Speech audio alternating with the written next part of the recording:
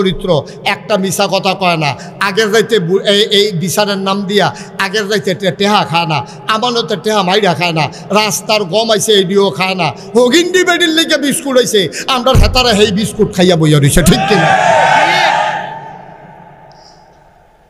তারা দেখছে মোহাম্মদের যে চরিত্র, সুবহানাল্লাহ বলবেন না?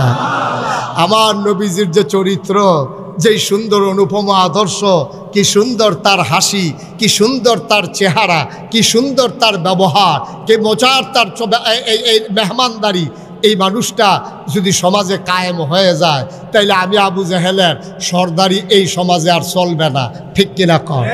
কথা কথা ঠিক কিনা কন? এটা স্বাভাবিক জিনিস, এটা স্বাভাবিক জিনিস। সব অসতের মেলার ভিতরে একজন মানুষ যখন সৎ হিসাবে প্রকাশ পায় তখন অসৎ মানুষগুলো ডিস্ট্রয় হয়ে যায়, সততা বিজয়ী হয়ে যায়। কিন্তু আমাদের দেশে কি জানেন, অসতের এত মেলা হয়েছে, সৎ মানুষের এখনো কোনো দাম নাই, ঠিক কিনা কম? মনে করেন সব এই মাঠের ভিতরে হাজার হাজার মানুষ, আপনারা সবাই কাপড় চুপড় পরে আসছেন, এখন যদি একটা লোক একবার উলঙ্গ হইয়া, নিচেও কিচ্ছু নাই উফরেও কিচ্ছু নাই, একবার উলঙ্গ এই মাঠের মাঝখানে আইয়া যদি দাঁড়ায়, তা আপনারা সবাই মিল্লা উনার থেকে আরম্ভ করিয়া আমি মাহবুবুর রহমান আশরাফি ভাই, প্রিন্সিপাল হুজুর, আমরা এখানে যারা আছি সবাই কি বলবো? সবাই বলবো একটা অসভ্য কইতাইয়া মাই দেখে রইছে, তার শৈলকটা কাপড় চুপড় নাই, বারবার তারে কইব কি কইব না? কথা না কইব কি না কন? কারণ যেহেতু আমরা সবাই কাপড় পরে রাখছি, এখন একটা উলঙ্গ মানুষ আসলে সে হবে অসভ্য। কিন্তু সবাই যদি আমরা উলঙ্গ হইতাম, একটা মানুষের গাওয়ার হয় নাগেশের ফিসাব থেকে আরম্ভ করিয়া মনে করেন কারো গায়ে এক টুকরা কাপড়ও নাই, এর ভিতরে যদি দিয়ে একজন লোক কাপড় পরে আইয়ে, আমরা সবাই মিললে তারে কি কয়া অসভ্য না করতে, একটা টানা তুনা ফেসে বাড়াতে টানা তুনা ফেসে ইহেনও বইছে। এখন এই জাহিলিয়াতের জমানায় কারবার হয়েছে এইটা। সব অসভ্যের মেলার ভিতরে একজন সভ্য নবী, তাকে তারা গ্রহণ করতে পারে নাই, সবাই মিলে তারা মারতে গেল, ঠিক কিনা কন? মুসলমান মন দিয়ে শুনুক, নবী দাওয়াত দেওয়ার সাথে সাথে তিন দল মানুষ নবীর বিরোধিতা শুরু করে দিল। এক দল হলো তৎকালীন সমাজের সমাজপতি যারা, তৎকালীন সমাজের নেতা যারা, এক নম্বরে ওরা বিরোধিতা করলো। কারণ হলো ওরা জানে আমার নবীর শাসন যদি, আল্লাহর শাসন যদি কায়েম হয়ে যায়, সৎ লোকের শাসন যদি কায়েম হয়ে যায়, আর এই জমিনে যদি আল্লাহর আইন বাস্তবায়ন হয়ে যায়, তাইলে আবু জাহাল, আবু লাহাব, উতবা, সায়বা কারোর পাত্তা থাকবে না, ঠিক কিনা? এই জন্য এক নম্বরে দাঁড়ালো ওরা যারা তৎকালীন সমাজের নেতা ছিল। দুই নম্বরে বিরোধিতা করলো কারা? যারা টাকাওয়ালা, কোটি কোটি টাকার মালিক ছিল। তারা বুঝে ফেলেছে যদি দিন কায়েম হয়ে যায়, শতকরা 2.5 টাকা হারে কেউ ইচ্ছা করে জাকাত দিলে দেবে, নাইলে তার থেকে জাকাত আদায় করা হবে। সুতরাং সে বুঝে ফেলছে এত মেহনতের টাকা ইসলামের নাম দিয়ে আবার কাছ থেকে নিয়ে যাওয়া হবে। এই জন্য তৎকালীন পুঁজিপতি টাকাওয়ালা যারা, তারা ঘোষণা দিয়ে দিল, টাকা নাও, ইসলাম থামা, ঠিক কিনা কন?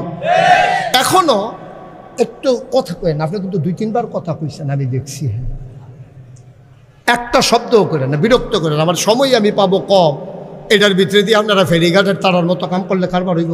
কথা তো একটা মনে পড়ছে, এটা কি কইলে তা? আমি না একবার ওয়াজও গেলাম, মাওয়ার হেইফারো, পদ্মা নদীর হেইফারো বাবা। তা আমারে যখন দাওয়াত দিছে পরে আমার যারা বন্ধু বান্ধব অনেকে কয়, হুজুর এটা কি আপনি নতুন না আরও আগে গেছেন? আমি আবার প্রথম যাইতে আসি। তখন কিন্তু আপনার ওই পদ্মা সেতু চালু হয়েছে না, তখন ওই লঞ্চে ফালন লাগে অথবা স্পিড বোর্ডে ফালন লাগে। তো এইটালি কয় যে সাংঘাতিক বিষয়, হ্যাঁ ন কইলাম আপনারা দেখবেন হোটেলওয়ালারই সবচেয়ে বাটফাট।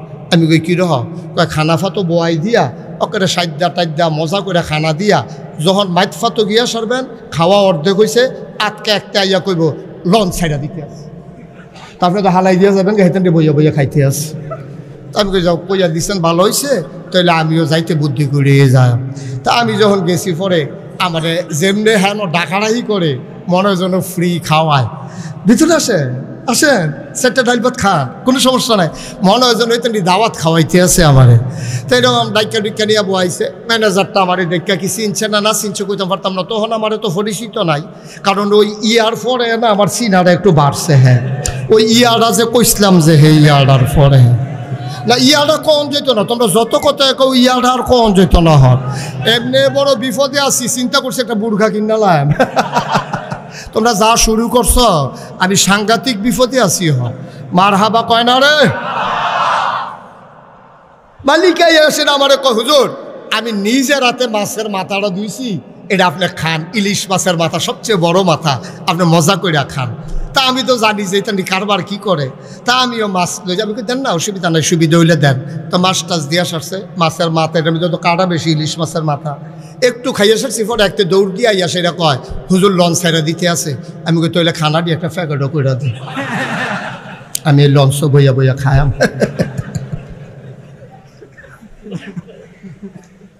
টেনশনের দরকার নাই, দাও দাও কয় একটু দেরি হইব, তাহলে আমি কই খাইয়েই উঠি।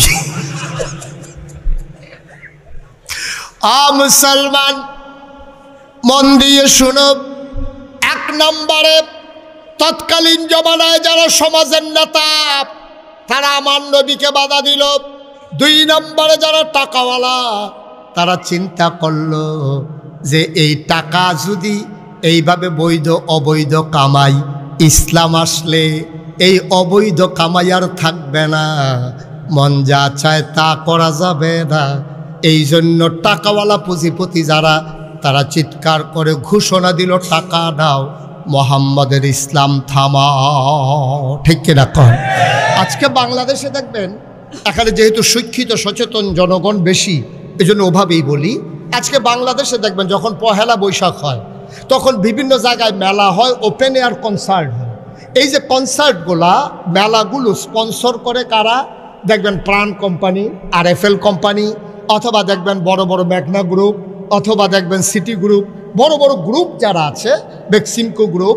ওরা করে কি, আপনার পহেলা বৈশাখ, রমনা বটমূলের ছায়ানটের আয়োজন, তারপরে আপনার কি বলে 31st নাইট, তারপরে 16ই ডিসেম্বরের নামে ওপেন এয়ার কনসার্ট স্টেডিয়ামের ভিতরে।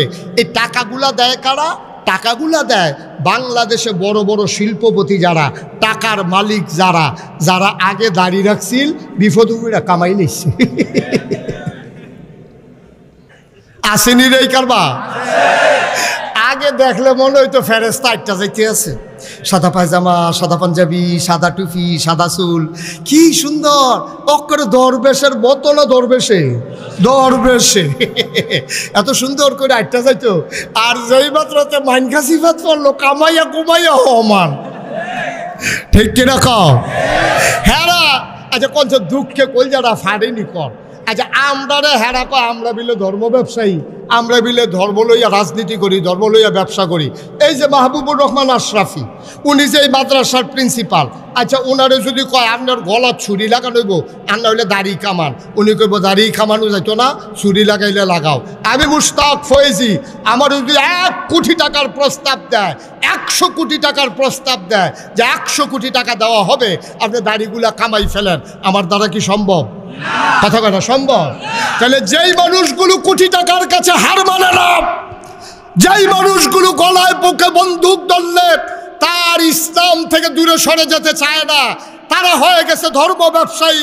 আর যারা রাজনৈতিক ভাবে নিজেকে প্রতিষ্ঠিত করার জন্য সুরত ধারণ করে ইসলামের, সিরত হলো শয়তানের, ওরা ধর্ম ব্যবসায়ী না, আমরা ধর্ম ব্যবসায়ী, ওরাই হচ্ছে প্রকৃত ধর্ম ব্যবসায়ী। ঠিক কিনা বলো?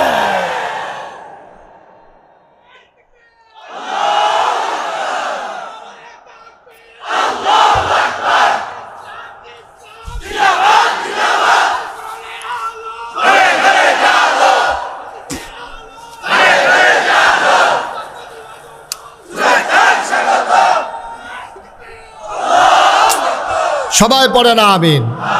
জুড়ে পড়ে না আমিন? তাহলে রেজাল্ট কি দাঁড়ালো? রেজাল্ট দাঁড়ালো আল্লাহ তাবারক ওয়া তাআলা 1500 বছর আগেই জানতেন এই কারবার যে হবে। তোমরা সুরত ধরবা একরকম, সিরত নেবা আরেক রকম। এজন্য আল্লাহ বলছেন ওয়ালা তুতিল কাফিরিন ওয়াল মুনাফিকিন, কাফের মুনাফিকদের অনুকরণ করা যাবে না, যাবে না, যাবে না। ঠিক কিনা কও?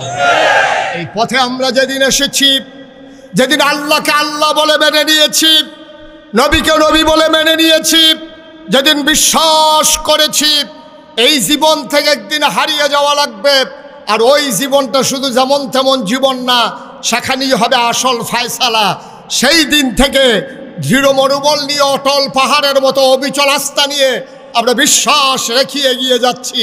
এই পথে চলতে গেলে এ পথ কখনো কুসুমাস্তীর্ণ নয়, এ পথ কণ্টকাকীর্ণ। এ পথে চলতে গেলে কাটার আঘাতে রক্তাক্ত হওয়া লাগবে, রঞ্জিত হবে পিচ ডালা পথ। এটা জেনে জেনেই আমরা এ পথে এসেছি। আমরা জানি এ পথে আসতে গেলে মামলা হবে, হামলা হবে, জেল জুলুম নির্যাতন হবে, প্রয়োজনে জীবন দেওয়া যাবে, ঈমান দেওয়া যাবে না। রাজি আছো কিনা হাত তুলে দেখা।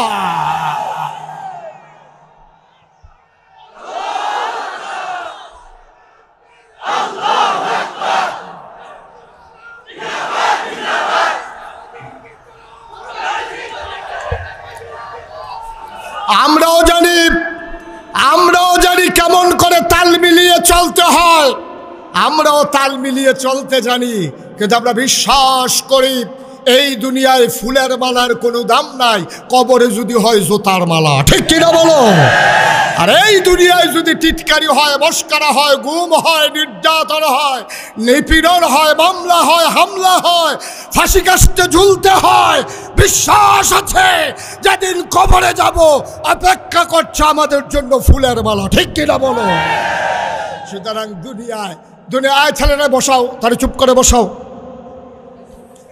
তা কায়দা ভাইয়া লাইছে বালা, সবাই কনা আমিন, জোরে কনা আমিন। সুতরাং ভাইয়েরা, এটা কোনো হিংসি না, ঝগড়া বিবাদ না, কাউকে হ্যায় করা না, কাউকে খাটো করা না। বিশ্বাস করেন আপনি এই পথে যখন অবিচল আস্থা নিয়ে চলবেন, আপনার হাদিয়া বন্ধ হয়ে যাবে, আপনার উপরে টিটকারি আসবে, মস্কারা আসবে, চাকরির উপরে আঘাত আসবে, আপনাকে মানুষ টিটকারি মারবে, আপনার স্ত্রী আপনাকে মস্কারা করবে এই পথে যদি আপনি সঠিকভাবে আসেন। আজকে নতুন করে আসেন, দেখবেন আপনার স্ত্রী আপনাকে টিটকারি করে, মস্কারা করবে। আপনি দাড়ি রাখেন না, দাড়ি রাখছেন, আপনার স্ত্রী দাড়ির পক্ষে না, দেখবেন আপনার কি আগুন যাইতে আছে ঘরের ভিতরে। আপনি টের পাইছে, যার ঘরে এই আগুন সে টের পাইছে। আপনি হাতে জি কইও লাভ নাই, না কইও লাভ নাই, যার ঘরে এই আগুন।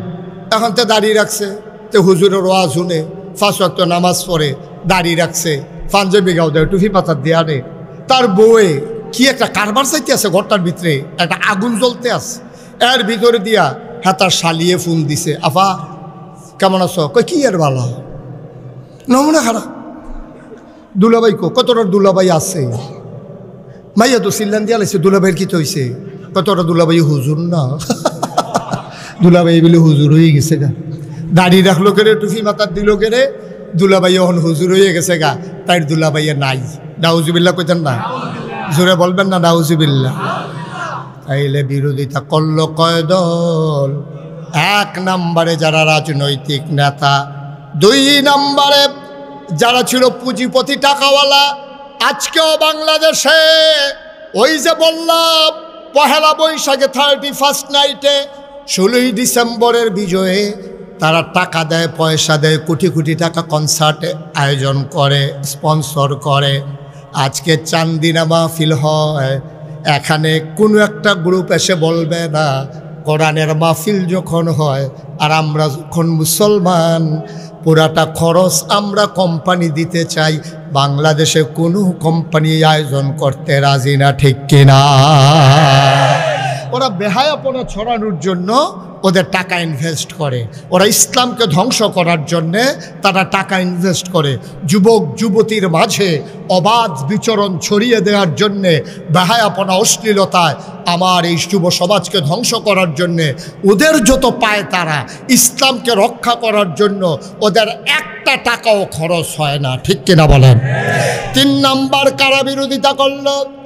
আবার আপনারা চমকে উঠবেন, থমকে দাঁড়াবেন, আশ্চর্যান্বিত হয়ে যাবেন। তিন নম্বরে নবীর যারা বিরোধিতা করেছে ওরা হলো তৎকালীন ধর্মগুরু, যারা তৎকালীন সময়ে পূজা দিত। আমাদের দেশে হিন্দুদের যে পূজা দেয়, তো নিজে নিজে কিন্তু পূজা দেয় না, পূজা নিয়ে ব্রাহ্মণের কাছে কয়, ঠাকুরের কাছে কয়, পুরোহিতের কাছে কয়, ভাই আমার একটা পূজা দেওয়া লাগবে, আমার বড় বিপদে আছে, ব্যবসায় বাইর খাইছি, ফলা বিদেশ যাইব, তারে বিয়া করায়াম, ফলা বাচ্চা হইছে, আমার একটা পূজা দেওয়া লাগবে, একটু পূজাটা দিয়ে দিয়েন। এই কথা বলার পরে তখন পুরোহিত কি কয়, ঠাকুর কি কয়, ঠাকুর কয় 1 ছড়ি কলা লাগবে, 5 কেজি দুধ লাগবে, একটা ধুতি লাগবে, একটা গামছা লাগবে, নতুন একটা ফাতিলা লাগবে, একটা কলস লাগবে, আর একটা খাসি ফাডা, হেরা তো ফাডা না, একটা পাঠা লাগবে। এই সবগুলো নিয়ে আসেন, পূজা দেওয়া হবে। খুব ঠান্ডা মাথায় চিন্তা করেন। এখন পূজা দেবে একজন হরিনাথ, হরিনাথে পূজা দিব, গেছে ঠাকুর ব্রাহ্মণের কাছে, ব্রাহ্মণ তারে কইয়া দিছে কি কি লাগবো, কলার ছড়ি লাগবো, দুধ লাগবো, ফাড়া লাগবো, খাসি, তারপরে ধুতি লাগবো, গামছা লাগবো, নতুন ফাইলা লাগবো, নতুন কলস লাগবে। আচ্ছা এবার মনে করেন আজকে থেকে বাংলাদেশে সব পূজা বন্ধ, ইন্ডিয়াতে সব পূজা বন্ধ, তো যারা ধর্মগুরু, যারা ঠাকুর, যারা পুরোহিত, এখন তো তার কাছে আর কেউ পূজা দিতে যায় না। তো পূজা দিতে না গেলে তার কলার ছড়িও শেষ, তার 5 কেজি দুধও শেষ, ফাড়াও শেষ, গামছাও শেষ, তার ধুতিও শেষ, তার নতুন কলসও শেষ, ফাইলাও শেষ। এবার আপনারা এখন এই ব্যাহতার কি বাংলাদেশও আছে যে আপনি কইবেন পূজা বন্ধ আর ব্রাহ্মণ ঠাকুরেরা কইবে কোনো সমস্যা নাই, বন্ধ করে দাও? এটা মেনে নেবে না। তারা চাইবে পূজা চলুক, তাইলে আমাদের ইনকামের পথ খোলা থাকুক। বাংলাদেশও একদল আলেম নামদারি, যারা নবীর কুওয়ারিশ, নবীর প্রকৃত ওয়ারিশ নয়, যারা জীবন বাজি রেখে নবীর দিনকে আগাই নিতে চায় না, যারা মনে করে এমনি দাওয়াত টাওয়াত খাইয়া হ্যানতে লইয়া সইয়া এই কেউ দোয়া কইরা ফার কইরা দিয়া এইভাবে বিভিন্ন সময়ে বিভিন্ন কাজ কইরা যারা বৈশা খায়, শক্ত সামর্থ্য মানুষ থাকার পরেও, এলেম কালাম থাকার পরেও সে একটা গৃহস্থিও করে না, একটা অটোও চালায় না, একটা রিক্সাও চালায় না, একটা ভ্যানও চালায় না, কোনো চাকরিও করে না, কোনো ব্যবসাও করে না, কোনো কৃষিকাজও করে না। যেই মানুষটি বইয়া খায়, তারা চিন্তা করছে ইসলাম যদি কায়েম হয়ে যায়, সবাই যদি কাজ করে খাওয়া লাগে, তাইলে তো আমার এই সবই বন্ধ। এই সবই বন্ধের জন্য তৎকালীন জমানায় একদল ধর্মগুরু যারা, তারা নবীর বিরোধিতা করেছে, ঠিক কিনা বলেন? আজও এই বাংলাদেশে একদল মুসলমান নামধারী, টুপিদারি, ধ্বজাধারী, একদল পাঞ্জাবিওয়ালা মানুষ, তারা দেখা গেছে যে ইসলামের মৌলিক বিষয়ে কথা আসলে তারা নিজেদেরকে ইসলামের বিরোধিতা করা শুরু করে।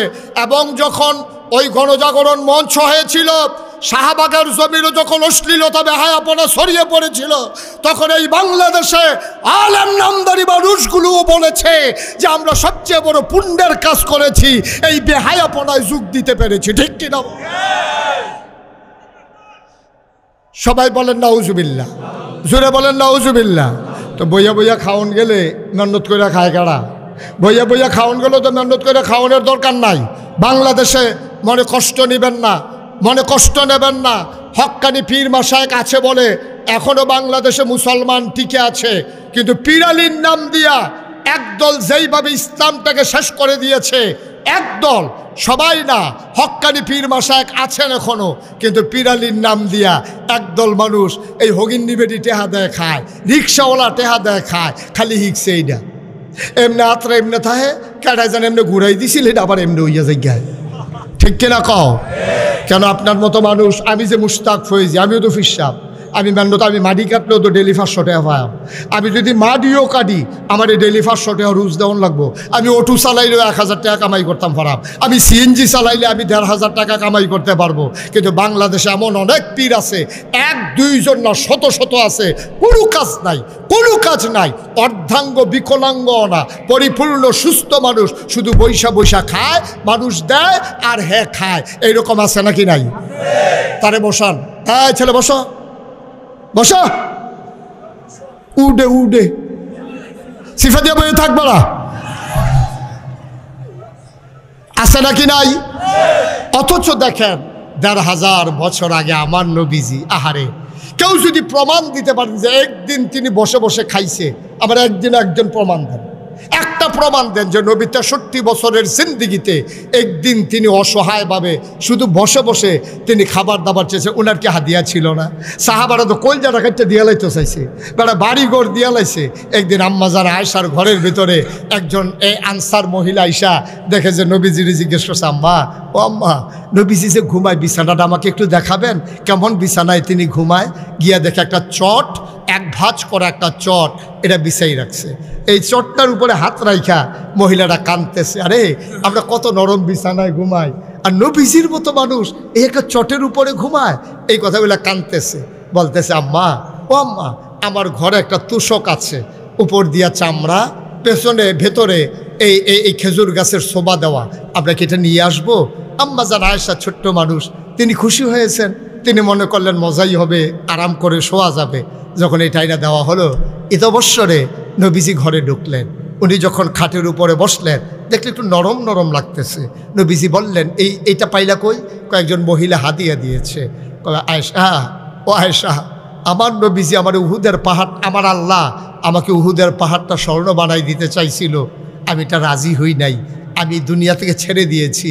সামান্য একটা তুষকের কাছে হার মেনে যাব?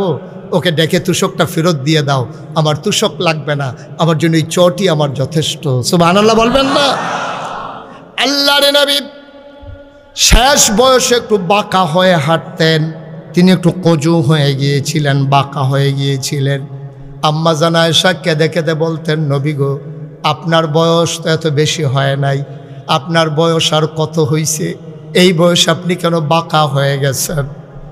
আল্লাহর নবী চোখের পানি ছেড়ে দিলেন, ডাক দেখো, আয়েশা, ও আয়েশা, তোমাকে বলা হয় নাই খন্দকের যুদ্ধের সময় আমাকে যখন সালমান ফার্সি পরামর্শ দিল যে মদিনার চতুর্পাশ দিয়ে একটা খাল খনন করেন যেন কাফেররা আমাদেরকে আক্রমণ করতে না পারে? আয়েশা গো, ও আয়েশা, খাল খনন করতে গিয়ে আমার সাহাবারা সবাই মাটি কাটতেছিল, পাথর উঠাইতেছিল, বড় একটা পাথর পড়ে গেল, এটা কোনোভাবেই উঠানো যাচ্ছিল না। জুহরের আজান পড়ে গেছে, মানুষগুলো অস্থির হয়ে গেছে, পাথর আর আলগি দেওয়া গেল না, বিরাট পাথর। নবীজির কানে যখন খবর গেল, নবীজি বললেন, সবাই সরো, এই দায়িত্ব আমার উপরে, আমাকে দাও, পাথরটা আমি সরিয়ে দেই। সুবহানাল্লাহ। আল্লাহর নবী পাথরে ধরলেন, তিনি সবাইকে সরিয়ে দিলেন। আল্লাহর নবী পাথর ধরে যেই টান মেরেছেন, রগের ভিতরে টান পড়েছে, কোমরের ভিতরে তিনি ব্যথা পেয়ে ফেললেন। তিনি আস্তে করে সোজা হয়ে দাঁড়াতে গেলেন, একটু বাঁকা হয়ে গেলেন। নবীজি কান্দে আর কয়, আয়েশা, সেই দিন যে পাথর টান দিয়ে একটু ব্যথা পাইছিলাম, এই ব্যথাটা আজ পর্যন্ত আর আমার কাছ থেকে গেল না। দুজাহানের বাদশাহ নবী, দুজাহানের বাদশাহ নবী। ভাই, ইবনে তাফসির ইবনে কাসির, একটা বিশ্ববিখ্যাত তাফসির, ইবনে কাসির দামিশকি রহমাতুল্লাহ আলাই, তার একটা হাদিস এনেছেন সেখানে নবীজির। এই হাদিসটা এত রেয়ার, আমি আর কোথাও অনেক জায়গায় খুঁজছি, আমি হাদিসটা আর পাই নাই। সেখানে ইবনে কাসির দামিশকি রহমাতুল্লাহ আলাই বলেন, একবার নবীজি বসে আছেন, এমন সময় একজন বেদুইন আরব, দূর মরুভূমির গ্রামের একটা আরব মুসলমান আসছে নবীর দরবারে, এসে বলতেছে, আসসালাতু ওয়াসসালামু আলাইকা ইয়া রাসূলুল্লাহ, আসসালাতু ওয়াসসালামু আলাইকা ইয়া হাবিবাল্লাহ। নবী বললেন, ওয়া আলাইকুম আসসালাম ওয়া রাহমাতুল্লাহ, কি খবর? কই, ইয়া রাসূলুল্লাহ, আপনি কি আমাকে চিনতে পেরেছেন? কই, না, তোমাকে তো চিনলাম না। কই, আমি দূর মরু প্রান্তরে একেবারে অজপাড়া গায়ে নিবৃত পল্লীতে বর্ডার বেল্টে আমার ঠিকানা, আমি একবারে সাইডে আমার বাড়ি, সবসময় তো আসতে পারি না, এজন্য আপনি আমাকে দেখেন কম, আপনারেও আমি দেখি কম। নবীকেও একটা খুশির খবর নিয়ে এসেছি। আল্লাহর নবী বললেন, কিসের খুশির খবর? ইয়া রাসূলুল্লাহ, ইয়া হাবিবাল্লাহ, আপনি তো আমার রুহানি পিতা, আমার মেয়েটা তো আপনার নাতনি, আপনার মেয়ে, আপনার নাতনি বিয়ের উপযুক্ত হয়ে গেছে। আমি একটা ভালো ছেলে পাইয়া, নামাজি, পরহেজগার, অনেক সুন্দর উত্তম চরিত্রের অধিকারী একটা মানুষ পাইয়া তার জন্য বিয়ে ঠিক করে ফেলেছি, বিয়েও হয়ে গেছে। নবী গো, গুস্তাখি মাফ কর দিজিয়ে, বেয়াদবি মাফ করবেন, আমি আপনারে জানাইতে পারি নাই, আমি এসেছি এই জন্যে, আপনার নাতিনের বিয়েতে আপনি কি কোনো উপহার দিবেন না? সুবহানাল্লাহ বলবেন না? আপনি সম্পর্কটা দেখছেন, আপনি কি সম্পর্কটা বুঝতে পারতেছেন? কেমন সম্পর্ক থাকলে উম্মতে গিয়া নবীজিরে কয়, ইয়া রাসূলুল্লাহ আমার ভাইয়ার বিয়া, আপনি কিছু দিতেন না? আপনি পারবেন আপনার নেতারে কইতেন? আপনি পারবেন আপনি ফিস সাহেবরে কইতেন যে হুজুর সারাটা জীবন তো আপনার ফিসে ঘুরলাম, আমার মেয়ের তো বিয়া, আপনার তো নাতিন, আপনি কি দিবেন হুজুর? এই কথাটা বাংলাদেশে কোনো ফিস সাহেবের কাছে গিয়ে বলা যাবে? বরং ফিস সাহেব আরও আশায় থাকে, নাতিনের যখন বিয়ে হইছে একটা লুঙ্গি আর একটা ছাতি তো নিশ্চিত, ঠিক কিনা কন? ছাতি তো একটা ফার্মুয়ে, লুঙ্গি এতে কোনো সন্দেহ নাই, পাঞ্জাবির কাপড়ও দিত পারে। যেহেতু আমার নাতিনের বিয়ে হয়েছে, আমি তো এটা ফা না, তাই না যে জীবনে বাইতে বাইতে দেওয়ান দরকার, তাই না এটার আর খবর নাই, তাই খালি হাদিয়া লইতে শিখছে। আবার মাসালা কয় হাদিয়া লন সুন্নত, হাদিয়া লন যে সুন্নত, এটার লগে লগে যে আছে হাদিয়া দেওয়ানও সুন্নত, এটা তাই বুঝলেই লিস, ঠিক কিনা কন? নাতিনের বিয়ে হয়েছে, ফিরসা হুজুর আপনি কি দিবেন? বাংলাদেশে এই কথাটা কইন না মুরিদ, আর এরকম কথা কোনের জায়গা ফিরসা বড় অভাব আছে, ঠিক কিনা কন?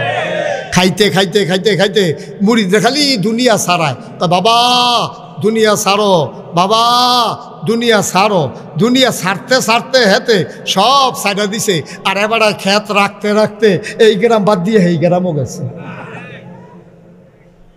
মুরিদরা খালি দুনিয়া ছাড়ায়, আর এবারে খালি দুনিয়াটা আঞ্জা দিয়া ধরে।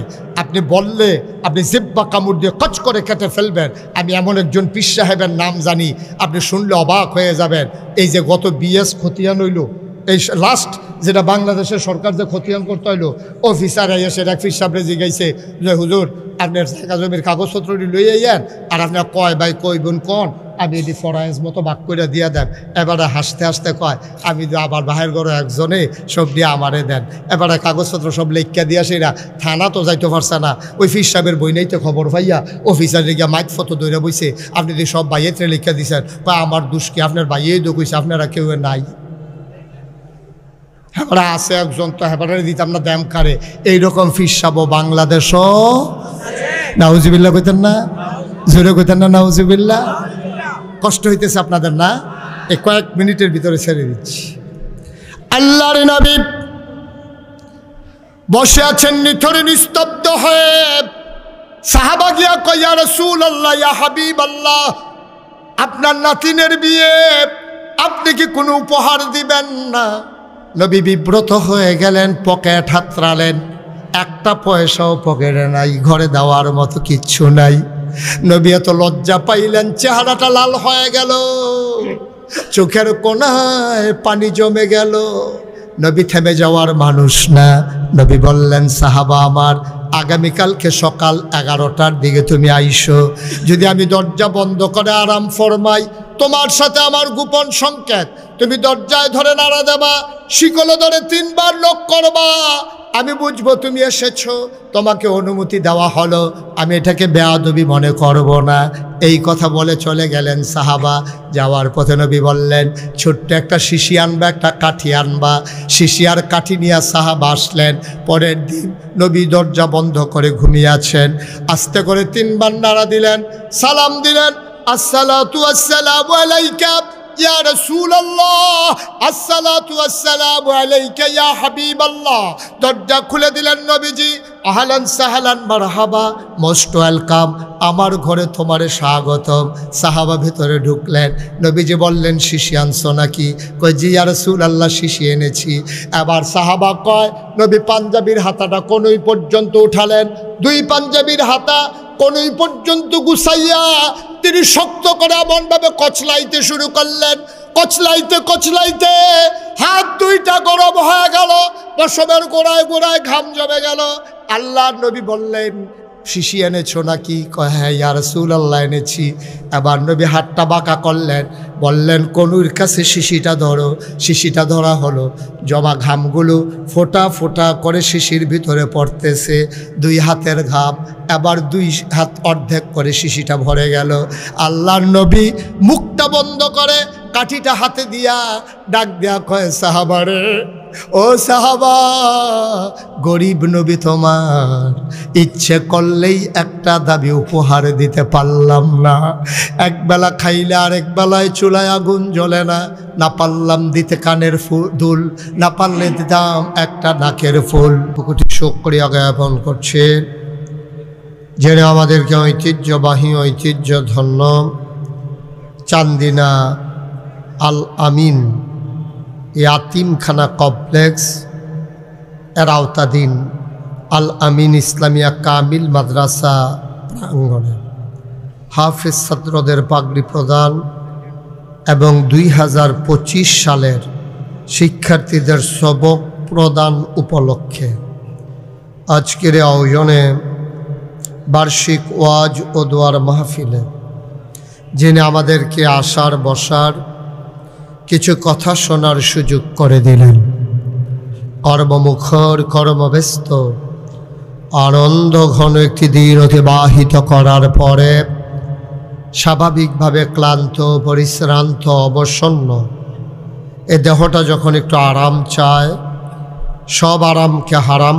করে দিয়ে যিনি আমাদেরকে আসার বসার কিছু কথা শোনার সুযোগ করে দিলেন, আর হৃদয়ের সবটুকুন আবেগ, উচ্ছ্বাস, ভালোবাসা, আকুতি কাকুতি মিনতি জমা করে মাবুদের শিখানো কলেমা দিয়ে চিৎকার করে সবাই পড়ি আলহামদুলিল্লাহ। জনাব সাহেব সদর আজকের এই মাহফিলের জনাব সভাপতি পীর কামেল আলহাজ হজরত মৌলানা আয়াজ আহম্মদ জুবাইরি সিদ্দিকী আল কুরাইশি জৈনপুরি। আজকের মাহফিলের প্রধান আকর্ষণ, আমার পরে যিনি গুরুত্বপূর্ণ আলোচনা করবেন আমার দ্বীনী ভাই, আমার প্রিয় ভাই, হৃদয়ের মণিকোঠায় যার বাস, আন্তর্জাতিক খ্যাতিসম্পন্ন মুফাসসির কোরআন হযরত মৌলানা সাদিকুর রহমান আল আজহারি। আজকের মাহফিলের আয়োজক যিনি আমাদেরকে টেনে টেনে নিয়ে এসেছেন, আজকের হোস্ট এ মাদ্রাসার সম্মানিত প্রিন্সিপাল ভারপ্রাপ্ত, এক সময় এই চান্দিনা মুরাদনগর দেবিদ্বার পার্শ্ববর্তী দাউদকান্দি বিভিন্ন জায়গায় আমার এবং যার আচরণ ছিল অবিরত, আমার প্রিয় ভাই, অভিন্ন হৃদয়াংশ, মণিকোঠায় যার বাস, মৌলানা মাহবুবুর রহমান আশরাফি সাহেব উপস্থিত, এ এলাকার বিভিন্ন মসজিদের ইমাম সাহেবান, ওলামায়ে কেরাম, মুরব্বিয়ানে আযাম, কলিজার টুকরা যুবকেরা, পর্দার আড়ালের মা ও বোনেরা, সবার প্রতি আমার আবারও আন্তরিক সশ্রদ্ধ সালাম। আসসালামু আলাইকুম ওয়া রাহমাতুল্লাহি ওয়া বারাকাতুহু। মাহফিলের জন্যে যেমন পরিবেশ দরকার, একটু ঘাটতি আছে। লোকজন বেশি হওয়া মানেই মাহফিল খুব সুন্দর তা না। মাহফিলে সবগুলো মানুষ বসতে পারলে মাহফিলটা সুন্দর হয়। তো মাইকের আওয়াজ না থাকলেও আমরা পিছন দিয়া কয়েকজনের যেই আওয়াজ আছে, মাইক লাগতো না, তারা যদি আবার জাগারাত বইতো মাইক ছাড়াই তারার কথা মাইসে হুন রইল, আওয়াজ ভালো মাশাআল্লাহ। আমিন কর। পেছনের তারা শুনতে পায় না, তুমি মাইকটা পেছনের তারারে বাড়াই দাও। আমিন কর। মাহফিলের জন্য আরেকটু অনুকূল পরিবেশ লাগবে। যারা মোবাইলগুলো ধরে রেখেছেন, এভাবে না রেকর্ড হয় না শোনা হয়, আপনি শুনতেও পারতেছেন না, রেকর্ডও হচ্ছে না। আপনার জন্য পেছনের মানুষটাও শুনতে পাচ্ছে না, দেখতে পাচ্ছে না। দয়া করে সবার মোবাইলগুলো বন্ধ করে দেন, যারা হাতে ধরে রেখেছেন মোবাইলগুলো বন্ধ করেন। এভাবে রেকর্ড হয় না তো। আপনার সাথে আমার সাউন্ড সিস্টেম নাই তো, বন্ধ করেন। পকেটে ঢুকান মোবাইল, কথা বুঝেন নাই? সবার মোবাইলগুলো বন্ধ করেন। ইউটিউবে হাজার হাজার ওয়াজ আছে, আপনি কয়টা ওয়াজ শুনবেন? ওয়াজ শুনতে শুনতে একদিন মরে যাবেন, দেখবেন যে ওয়াজ আরো বাহির হয়েছে, সবজি হুন্ডা যাইতেন পারছেন। আরে আপনি কি মোবাইলটা বন্ধ করতে এতক্ষণ লাগছে? কি হয়েছে তোমার? পকেটে ঢুকা ওটা। হ্যাঁ, মনে করছো অন্য হুজুর।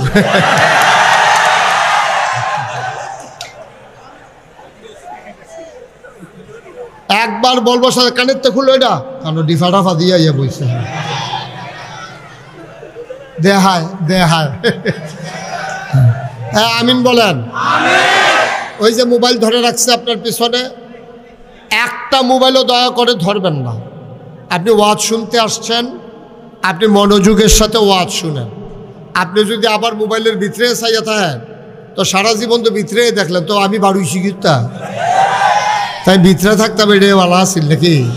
হ্যাঁ, দয়া করে দিক দিয়ে কেউ শব্দ করবেন না। যে ভাই, আরে আপনি চুপ করাইতে গিয়ে ধরো কথা বেশি কম। আপনি চুপ করার লাগতো না, এই চুপ করার লাগতো না, বসেন। একটা শব্দ হবে না, পিন পতন নিস্তব্ধতার মাঝে কথা হবে। আর মিডিয়া নিয়ে সব জায়গায় অভিযোগ। ভাই, আপনার এই চান্দিনা মাহফিলটা এখন আমেরিকা থেকে দেখতেছে, আপনি বুঝেন? এখন এটা ব্রিটেন থেকে, জার্মানি থেকে, দুবাই থেকে, সৌদি আরব থেকে, মালয়েশিয়া থেকে এখন এটা সরাসরি চলে যাচ্ছে। ওরা অনেকেই শুনতেছে, দেখতেছে। তা আপনি যদি এই ফিল ইয়াফানা করেন যে হ্যাঁতে হ্যাঁ বইয়া দেখতো গেলে আমরা লগে বইয়া দেখতাম পারি না, না ফিল ইয়াফানা করি। একটু কথা বলেন না আপনি, আবার কথা কয় বোকার মতো। আপনি কথা বলতে বলছি, সবাই কোন আমিন। দয়া করে একটু সুযোগ করে দিতে হবে। জায়গা অনুযায়ী আপনারা লোক বেশি হইছেন, এটা ভালো। মাহবুব ভাই, আমাদের মাহবুব হুজুর দাওয়াত দিছিল ঘর ফিসে একজন, আপনারা আইয়া পড়ছেন হাফটা, এর লেগে একটু সমস্যা হয়েছে। সামনের বছর বুঝ করে আইয়া করবো, আয়োজন করবো ইনশাআল্লাহ।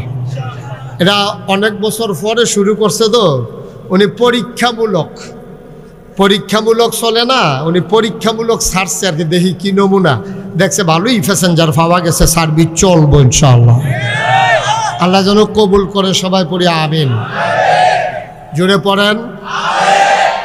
শুধু আমার দিকে তাকাই থাকবেন, হ্যাঁ, মাছের মতো নিষ্পলক নয়নে, খরগোশের মতো কান খাড়া করে। এই যে ঘুরে বসেন, এদিকে এদিকে ঘুরে আমার দিকে ঘুরে বসেন। এই মোবাইলটা রাখেন, পকেটে ঢুকান।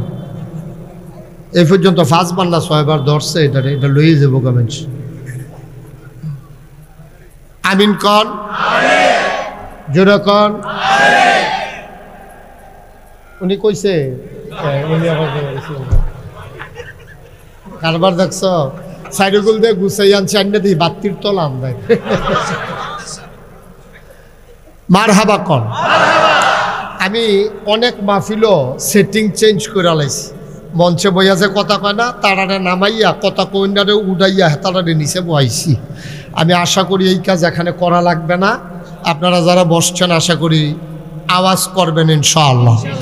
আল্লাহ যেন কবুল করে, সবাই পড়ে আমিন। অনুগ্রহপূর্বক যেই ভাই এখন আওয়াজ করছেন, চিৎকার দিছেন, এটা দয়া করে করবেন না, আপনার কাছে অনুরোধ। আপনি একজনের চিৎকারে যে কত বড় ক্ষতি হয় এটা আপনি বুঝেন না, এটা আপনি বুঝেন নাই। আপনারে বুঝলে, আপনারে পিটাইলেও আপনি এই আওয়াজ করতেন না। আপনি চুপ করে শুনেন, শুনতে পারবেন। চুপ করে শুনেন, আপনি শুনতে পারবেন। আওয়াজ করলে আপনি শুনবেন কেন? আপনি নিজেই তো একটা আওয়াজ। একটু পরে পরে একটা চিৎকার করে, আপনি ইশারা ইঙ্গিতে অথবা মোবাইলে কারো মাধ্যমে জানান। এত বড় একটা চিৎকার করলে মাহফিলটা আর থাকে কিছু? একদম বিবেক তো খাটাইতে হবে ভাই। আপনি শুনেন না বলে সবার মাহফিলটা ধ্বংস করে দেবেন? আপনি কান খাড়া করে এদিকে ফিরে তাকান, খেয়াল করেন, বাড়ির চিন্তা ছেড়ে দেন। চিন্তা করতে আছেন দোকানটা জানি তেনটি বন্ধ করছি, নি তো শুনবেন কেমনে? খেয়াল করে শুনেন। যে আওয়াজ হচ্ছে শোনার তো কথা, আমি তো শুনতে পাচ্ছি ক্লিয়ার। এখানে কয়জন মানুষ হয়েছেন আপনারা? আমি খালি মুখে ওয়াজ করলেও তো আপনারা শোনার কথা। বলেন সুবহানাল্লাহ, বলেন আলহামদুলিল্লাহ, বলেন আল্লাহু আকবার। শুকরিয়া আদায় করলাম কার? জোরে বলতে হবে কার? এটা আপনি বন্ধ করেন, বন্ধ করেন। এটা শুকরিয়া আদায় করব কার? করে যাব কার? লস না লাভ? কম না বেশি? প্রমাণ আছে নাকি নাই? আমার আল্লাহ রাব্বুল আলামিন কোরআনুল কারীমে কত সুন্দর করে ওয়াজ করে দিলেন। আল্লাহ বলেন, লা ইন শাকারতুম লা আযীদান্নাকুম। ও দুনিয়ার মানুষ, নিয়ামত পেয়ে যদি শুকরিয়া আদায় করবে, যেই নিয়ামত পেয়ে শুকরিয়া আদায় করবে, শুকরিয়া আদায়ের কারণে ওই নিয়ামত আমার আল্লাহ আরো বহুত গুণে বাড়িয়ে দেবেন। বলেন সুবহানাল্লাহ। আমার আল্লাহ যা বলেন তা করেন নাকি করেন না? কম কম না বেশি বেশি? প্রমাণ আছে নাকি নাই? কোরআনুল কারীমে 30 পারায় সূরা বুরুজের শেষ অংশে আল্লাহ কত সুন্দর করে ওয়াজ করে দিলেন। আল্লাহ বলেন, ফাআলুল লিমা ইউরিদ। আমার আল্লাহ এমন আল্লাহ, তার যা মন চায় ওই কাজটাকে আমার আল্লাহ বেশি বেশি করে দেন। বলেন সুবহানাল্লাহ। আল্লাহ দুনিয়ার মানুষের মতো না। দুনিয়ার মানুষ বলে একটা, করে আর একটা, ঠিক কিনা? দুনিয়ার মানুষ অসুখে পড়লে একরকম, ভালো হয়ে গেলে আরেক রকম, বিপদে পড়লে একরকম, বিপদ দূর হয়ে গেলে আরেক রকম। দুনিয়ার মানুষ ক্ষমতায় থাকার সময় একরকম, ক্ষমতা চলে গেলে আরেক রকম, ঠিক কিনা? আমাদের আন্দাজ নাই, এই মুখে দিয়ে যাই তাই কইতে থাকে। টেলিভিশনটা খুললেই, পত্রিকাটা খুললেই দেখা যায় খেলা হবে, আছে নাকি নাই? একটা এরকম একটা কথা কইলে সারে, তুমি খেলতা পারবা কি পারবা না এটা বুঝ করে কোন লাগে না? হ্যাঁ, ওপেন হার্ট সার্জারি ওই হচ্ছে, দুইজনে দইরা খেলা করান লাগে, হাতে কয় খেলা হবে। খেলতে পারে, হ্যাঁ খেলতে পারে। ফলাফাইনে যখন মাঠও নামছে অহন হেবাটার আর বিচাইরা পাওয়া যায়, যখন ফলাফাইনে এক সেটটা গোল দিতে দিতে দড়ি গিটটাইয়া শেষ, খেলা আর শেষ হয় না, ঠিক কিনা কম? মুসলমান মন দিয়ে শোনো, আমাদের মানুষগুলো ক্ষমতায় থাকতে একরকম, ক্ষমতা চলে গেলে আর একরকম, ঠিক কিনা? আল্লাহ তাবারক ওয়া তাআলা তিনি যা বলেন তিনি তাই করে দেন। তিনি ওয়াদা খেলাফ করেন না। ওয়াদা খেলাফ করা আমার আল্লাহর জন্য শোভা পায় না, ঠিক কিনা? তিনি নিজেই নিজের ব্যাপারে ওয়াজ করে দিলেন। আল্লাহ বলেন, ইন্নাকা লা তুখলিফুল মিআদ। আমার আল্লাহ এমন আল্লাহ, তিনি যা ওয়াদা করেন, ওয়াদার খেলাফ করা আমার আল্লাহর জন্য শোভা পায় না, ঠিক কিনা? এই আল্লাহ আছেন নাকি নাই? ছিলেন নাকি ছিলেন না? থাকবেন নাকি থাকবেন না? আমার এই আল্লাহ কয়জন? জোরে কন, আর জোরে, মধুর সুরে, সবাই মিলে মন প্রাণ উজাড় করে গলা ছেড়ে দিয়ে মধুমাখা কণ্ঠে আকাশ বাতাস প্রকম্পিত করে, চান্দিনার জমিন কাঁপিয়ে দিয়ে রাতের নিস্তব্ধতা ছিন্ন ভিন্ন করে। চলো ওই আল্লাহকে সবাই মিলে একটা ডাক দেয়, আল্লাহ।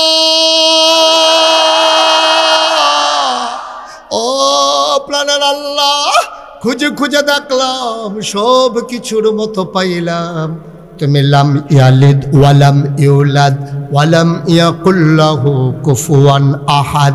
তিনি কারো থেকে জন্ম নেন নাই, কাউকে জন্ম দেন নাই। বন্ধু, দুনিয়ায় পীরের মতো পীর হয়, নেতার মতো নেতা হয়, মন্ত্রীর মতো মন্ত্রী হয়, আমার আল্লাহর কি মতো হয়?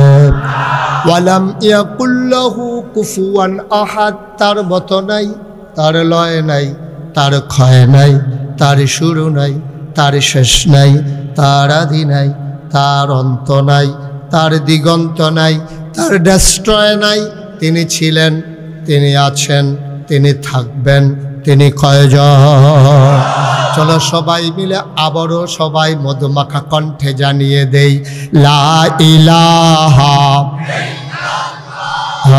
লা ইলাহা জোরে জোরে লা ইলাহা আর জোরে লা ইলাহা মধুর সুরে লা ইলাহা মাশাআল্লাহ লা ইলাহা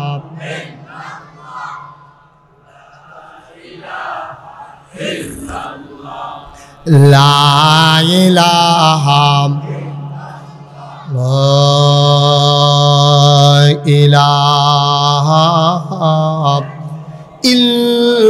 ইল্লাল্লাহ মুহাম্মাদুর রাসূল সাল্লাল্লাহু আলাইহি ওয়াসাল্লাম। সবাই পড়েন আলহামদুলিল্লাহ। কোরআনে ঢোকার আগে মারদুদ শয়তান থেকে ফানাহ চাই, যিনি রহমান যিনি রহিম, তার নামে চলেন শুরু করি, সবাই পড়ি। আউযু বিল্লাহি মিনাশ শাইতানির রাজিম। বিসমিল্লাহির রাহমানির রাহিম। ইয়া আইয়ুহান নাবিয়্যু তাকিল্লাহ ওয়া লা তুতি'ল কাফিরিনা ওয়াল মুনাফিকিন ইন্নাল্লাহা কানা আলিমান হাকীমা। আমার আল্লাহ রাব্বুল আলামিন কোরআনুল কারীমে 21 পারায় সর্বশেষ একটা সূরা দিয়েছেন। সূরার নাম রেখেছেন সূরা আহজাব। এই সূরা আহজাব মদিনায় অবতীর্ণ। এখানে আয়াত আছে 73টা, রুকু আছে 9টা। বলেন সুবহানাল্লাহ। আয়াত কত? সবাই মুখস্থ করে ফেলতে হবে। আয়াত কত? রুকু। সূরা কি মাক্কি না মাদানি? মাদানি সূরা। সূরার ভিতরে 73টা আয়াত, 9টা রুকু। আল্লাহ বলছে ইয়া আইয়ুহান নবী, হে নবী। আল্লাহ নবীকে ডাকলেন, বললেন হে নবী। মুফাসসিরিন কিরাম ঐকমত্য পোষণ করেছেন, যদিও নবীকে ডেকেছেন, কিন্তু এই শুধু নবী এখানে এই আল্লাহর ডাকের আওতায় না। এখানে নবীর যত উম্মত, যত দুনিয়ার মানুষ, কিয়ামত পর্যন্ত যারা আসবে, কোরআনের প্রতিটি আয়াত, প্রতিটি বাণী যেটা আমাদের জন্য হচ্ছে শিক্ষা। এই কোরআন হচ্ছে আমার তোমার জীবন বিধান, পথ চলার পথেও যদিও ডেকেছেন ইয়া আইয়ুহান নবী, হে নবী। ডাকের ভেতরে আমরাও যেন পড়ে গেছি। বলেন আলহামদুলিল্লাহ। আল্লাহ বললেন ইয়া আইয়ুহান নবী, হে নবী, ইত্তাকিল্লাহ, আপনি ভয় পাবেন শুধুমাত্র, কেবলমাত্র, একমাত্র আল্লাহকে। সুবহানাল্লাহ বলবেন না? ভয় পাবেন কাকে? কথা কয় না। ভয় পাবেন কাকে? এই কথা ডেকে ডেকে আল্লাহ বলতেছেন নবীকেও, নবী আপনার কাছে অনেক কিছু আসবে, আপনার বিরুদ্ধে টিটকারি হবে, মস্কারা হবে, আপনার বিরুদ্ধে মামলা হবে, হামলা হবে, জেলখানায় থাকা লাগবে, আপনারে মানুষগুলো মস্কারা করবে, আপনার মৃত্যুর জন্য তারা ফাঁদ পাতবে, আপনাকে অযথা তারা হয়রানি করবে, আপনার কথাগুলো নিয়ে তারা ট্রল করবে, তারা টিকটক করবে, আপনার কথাগুলো নিয়ে তারা তামাশা করবে, মস্কারা করবে, আপনাকে ভয় দেখাতে চাইবে নানানভাবে, নানান শ্রেণী। ইত্তাকিল্লাহ, আপনি মনে রাখবেন আমি আল্লাহ আপনাকে বলছি, আপনি কাউকে ওই প্রশাসন বলেন, ওই যান্ত্রিক এই আপনার যারা ক্ষমতার মসনদে আছে ওরা বলেন, প্রশাসন বলেন, র্যাব, গোয়েন্দা, কর্মকর্তা, কর্মচারী, যত ধরনের প্রভাবশালী, ক্ষমতাশালী, এলাকার সর্দার, পুঁজিপতি, রাষ্ট্রপতি, যারাই যেখানে ক্ষমতাসীন থাকুক, আপনি মনে রাখবেন কাউকে আপনি ভয় করবেন না, কুছ পারোয়া নেহি, আপনি ভয় করবেন শুধুমাত্র কেবলমাত্র একমাত্র আমার আল্লাহকে। ঠিক কিনা বলেন? মুসলমান, কাউকে ভয় করা যাবে না। ভয় করলে ঈমান নিয়ে কবরে যাওয়া যাবে না। আজকে যদি আমি এখন সুদের বিরুদ্ধে কথা বলি, এই এলাকায় যারা সুদখোর ওরা বলবে হুজুরকে একটা ওয়াজে পারে আর পারে না। আমি পারলেই কি আর না পারলেই কি, আমি যে এত বলতে আছি তারপরও তো আপনি ছাড়েন না। সুদখোর আমার ওয়াজে সন্তুষ্ট হবে না, এইটাই স্বাভাবিক। ঠিক কিনা? এমনকি তারা গুপ্ত হত্যার পরিকল্পনাও করতে পারে, এমনকি তারা আক্রমণ করতে পারে, নানানভাবে বেইজ্জতি করতে পারে, মাহফিলেরও এগুলো দিয়ে একটা সিল্লান দিতে পারে যে যেহেতু সুদের বিরুদ্ধে ওয়াজ হয়েছে, ওয়াজ তো আমার উফরাইয়া পড়তে আছে, একটা সিল্লান দে। তো সিল্লান দিলে সকলে দৌড় দিব, মাহফিল শেষ, তে বাচ্চা গেছে, তার চৈতন্যতা। মুসলমান, কেন আল্লাহ এই কথা নবীকে বললেন যে কাউকে ভয় পাবেন না? নবী কি কাউকে ভয় পায় নাকি? কথা বলা লাগলো কেন? কারণ হলো নবী যখন দ্বীনের দাওয়াত দেওয়া শুরু করলেন, 3 দল মানুষ নবীর বিরুদ্ধে একেবারে খড়গহস্ত। 3 দল মানুষ নবীকে নানানভাবে নানান প্রস্তাব দিয়া থামিয়ে দিতে চেয়েছে, মৃত্যুর হুমকি দিয়েছে, মেরে ফেলবে ঘোষণা দিয়েছে, যেন কোনোভাবেই নবী ভয় না পায়। আল্লাহ তাবারক ওয়া তাআলা নবীর মনে বিশ্বাস জাগিয়ে দিচ্ছেন, ওয়ালা তুতিল কাফিরিনা ওয়াল মুনাফিকিন, ভয় তো পাবেনই না মুনাফিক কাফের যারা, তাদের অনুকরণ করাও যাবে না। ঠিক কিনা? আপনি বলতে গেলেই সমস্যা, আপনি বলতে গেলেই সমস্যা, আপনি চুপ থাকেন, এটা অনেক ভালো। আর এমন কাজ করেন যেটাতে কোনো সমস্যা নেই। নবী যখন বললেন সাফা পাহাড়ের পাদদেশে, নবীজি যখন বললেন, ও দেশবাসী, আমার গোষ্ঠীর মানুষেরা, আমার রক্তের অংশরা, আমার যারা এলাকাবাসী, দেশবাসী, তোমরা আমাকে বলো আল আমিন, তোমরা আমাকে বলো সাদেক, আমি বিশ্বাসী, আমি সত্যবাদী। এই কথাগুলো তোমরা যখন ঘোষণা দাও, আবার আমি তোমাদেরকে যদি বলি কুলু লা ইলাহা ইল্লাল্লাহ, তোমরা সবাই পড়ো লা ইলাহা ইল্লাল্লাহ। ভাই, বুঝার জন্য বলতেছি, খরগোশের মতো কান খাড়া করে, মাছের মতো নিষ্পলক নয়নে দয়া করে একটু শুনুন, একটু বুঝুন। আমি যদি এই যে আল্লাহর নবী বলছেন পড়ো লা ইলাহা, কথা বললেন লা ইলাহা ইল্লাল্লাহ, এই কথা বলার সাথে সাথে আপনারা সবাই বলতে হবে, সব কাফেররা মক্কায় যারা ছিল তারা কি খুশি না বেজার? কথা কোন, খুশি না বেজার? হ্যাঁ, সংখ্যা একেবারে মাইনরিটি, সামান্য কিছু লোক খুশি হয়েছে যারা দিন নিজের জীবনে গ্রহণ করেছে। ওরা ছাড়া মাইনরিটি যারা, মেজরিটি যারা, মাইনরিটি একটা সংখ্যা, সামান্য কয়েকজন, তারা খুশি হয়েছে। আর বাকি সবাই মিলে টিটকারি, মস্কারা, ও এতদিনের ঘুমর বাড়িছে, ফাঁকরি বেন দাঁড়ে তাইনে মনে হয় যেন কতটা মুসল্লি, এতক্ষণে তাইনে খাইছে ধরা। আমরা তো এতদিন বুঝছি না এই বাপ ধরে সেটা উনি কী করতে আছে। এখন আমাদের বাপ দাদার ধর্মের মুখে সুনকালিমা খাইতে আছে, 360 দেবদেবীর বিরুদ্ধে কথা কয় লা ইলাহা ইল্লাল্লাহ, আল্লাহ সারা বিলে কোনো ইলাহা নাই, মাহবুদ নাই, মাশুক নাই, মাউজুদ নাই, মাকসুদ নাই, রহমান নাই, রাহিম নাই, তিনি ওয়াদুদ নাই, রাজ্জাক নাই, কেউ বলে নাই, শুধু একমাত্র আল্লাহ। এটা সরাসরি আমাদের বিরুদ্ধে যুদ্ধ ঘোষণা। এতক্ষণে ওনার ভালো বের হয়েছে। ভাই, সত্যি কথা মনে রাখেন, ওই ময়দানটার ভিতরে সামান্য কয়েকজন লোক ছাড়া একজনও নবীকে সমর্থন করে নাই। সবাই টিটকারি মেরেছে, মস্কারা মেরেছে, মারতে ধরেছে।